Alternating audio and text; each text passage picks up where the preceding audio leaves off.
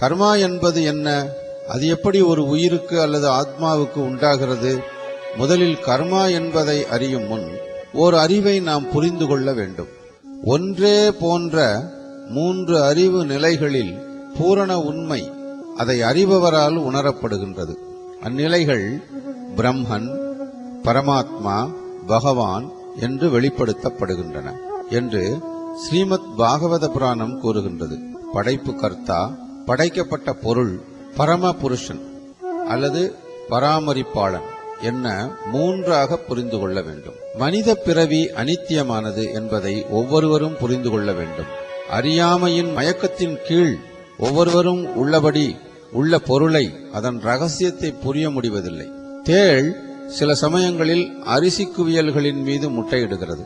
சில சமயங்களில் அரிசியிலிருந்து தேள் பிறந்ததாக கூறப்படுவதுண்டு.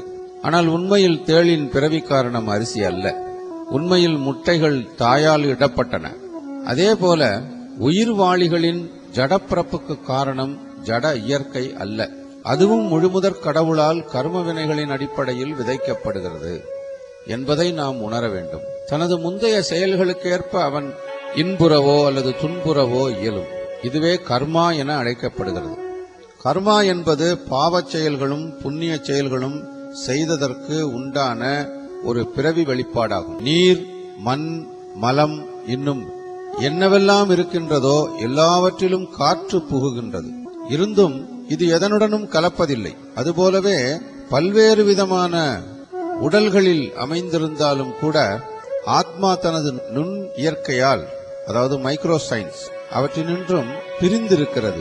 எனவே இவ்வுடலுடன் ஆத்மா எவ்வாறு தொடர்புடன் இருக்கிறது, உடல் அழிந்த பிறகு அது எவ்வாறு வெளியேறுகிறது என்பதை நமது ஜடக்கண்களால் காண்பது அசாத்தியமே. எனவே விஞ்ஞானத்தால் யாருமே இதை ஆய்ந்து அறிய முடியாது.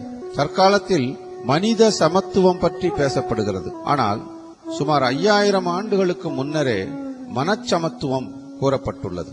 ஜனங்கள், ஜாதிகளினிடையே ஆத்மாவை பற்றி அறிந்தவன், உண்மையான ஆன்மீக அறிவுடையவன் மனிதன் கூறுகின்ற உயர் ஜாதி, தாழ்ந்த ஜாதி என்பதை ஒப்புக்கொள்ள மாட்டான்.